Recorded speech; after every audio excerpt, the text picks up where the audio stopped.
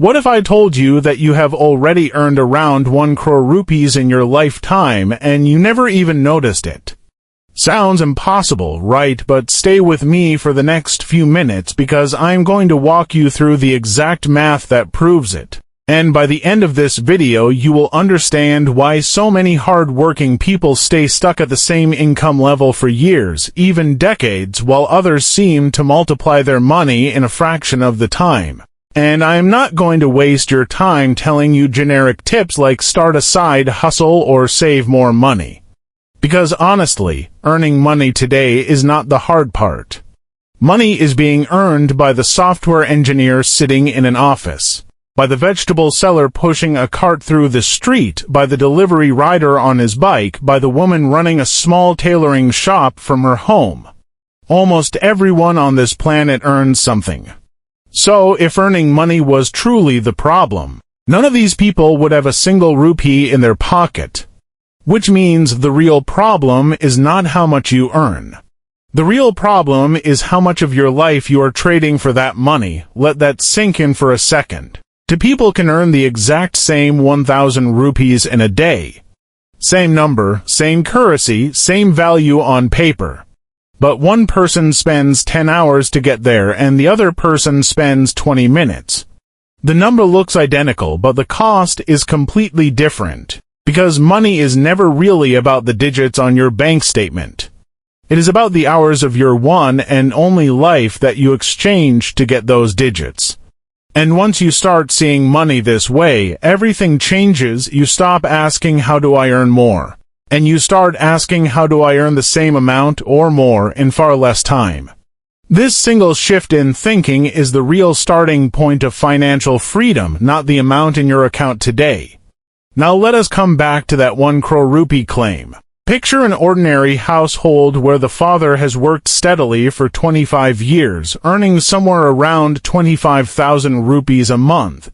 That does not sound like much on a monthly payslip. But do the multiplication across 3 decades, and you are looking at a number that comfortably crosses 75 lakh rupees, sometimes even touching 1 crore once you add small increments and bonuses over the years. And if even one more person in that house was earning alongside him, the number climbs even higher. So, technically, this family has already handled a fortune. The money did come. It just came so slowly, spread across 3 long decades, that nobody in the house ever felt rich for a single day. Because when income trickles in that slowly, it only pays the bills. It never builds real wealth. This is the quiet trap that keeps middle-class families working hard their entire lives without ever feeling the reward of that hard work. So, where exactly does this trap come from? Is it a lack of talent? Is it bad luck? Is it simply that some people are born into money and others are not? The honest answer is more uncomfortable than that. The trap comes from the timeline, not the talent. And there are 3 shifts in thinking that can shrink that timeline dramatically, shifts that show up again and again in the lives of people who manage to build wealth far faster than everyone around them. The first shift is this: stop trying to look too smart in front of your own ego. Here is what nobody tells you about privilege. Children born into wealthy families grow up with a safety net that lets them experiment freely. They can take a small job, fail at a business idea, or try something completely unconventional, and their family cushions the fall. On the other end, children born into poverty often do not have the luxury of overthinking. When survival is the priority, there is no time to worrying about how a job looks to the outside world, so they simply take whatever work is available and get moving. But if you come from a middle-class background, you fall into the most dangerous gap of all. You do not have the safety net of the wealthy, and you do not have the raw urgency of the poor. Instead, you have just enough comfort to sit and evaluate every opportunity through the lens of your own ego. Is this job respectable enough for me? Will people judge me if they see me doing this? Is this really worth my degree? And while you are busy protecting your image, years quietly slip away. Some of the wealthiest entrepreneurs in the world started with work that looked embarrassingly small from the outside.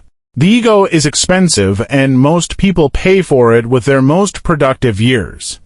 But what most people fail to realize is that the second shift is even more powerful than the first. Stop chasing what you love and start doing what actually needs to be done. This idea sounds harsh, almost against everything modern career advice tells you, but look closely at the people who build real wealth quickly and you will notice a pattern. They rarely started by following their passion, they started by following potential. Building a telecom network was never a personal passion project, it was a calculated bet on where digital connectivity was heading. Selling books online was never rooted in a deep love for retail logistics, it was simply the smartest entry point into a market with massive future potential. In almost every case, passion showed up later after the results started coming in, not before. When you keep waiting for work that feels emotionally perfect, you're gambling your most valuable years on a feeling that may never arrive on schedule. When you instead ask which opportunity has the biggest realistic upside and commit to it fully even if it is not glamorous, you give yourself a real shot at compressing decades of slow income into just a few intense years of focused effort. And this leads directly into the third and final shift. Do not switch fields looking for an easier path, dominate the field you are already standing in. There is an old saying that no work is big or small, only our thinking makes it so, and it is completely true, but very few people actually apply it. Most people who sell tea, run a small food stall, or offer a basic service quietly convince themselves that this is just a way to survive, not a way to build something meaningful. So they never improve the taste, the speed, the packaging, or the customer experience because in their own mind, the work does not deserve that level of effort. But look at the entrepreneurs who took something as ordinary as a cup of tea, a plate of momos, or a simple samosa and turned it into a recognizable, scalable brand worth crores. They did not discover some secret new industry. They simply refused to treat an ordinary product in an ordinary way. That decision, to go deeper into an unglamorous business rather than constantly searching for a shinier one, is where the real acceleration happens. Wealth rarely comes from jumping between industries. It comes from mastering one completely, until the gap between you and everyone else doing the same work becomes impossible to ignore. If you have stayed with me till this point, it tells me you are genuinely serious about changing your financial future, and that already puts you ahead of most people. Everything in this video comes down to one core truth. It is not always about how much you earn today, it is about how much of your life it costs you to earn it, and how quickly you can close that gap. Understanding this will not make you rich overnight, but it will change the questions you ask yourself every single day, and that shift in thinking is where every real financial turnaround begins.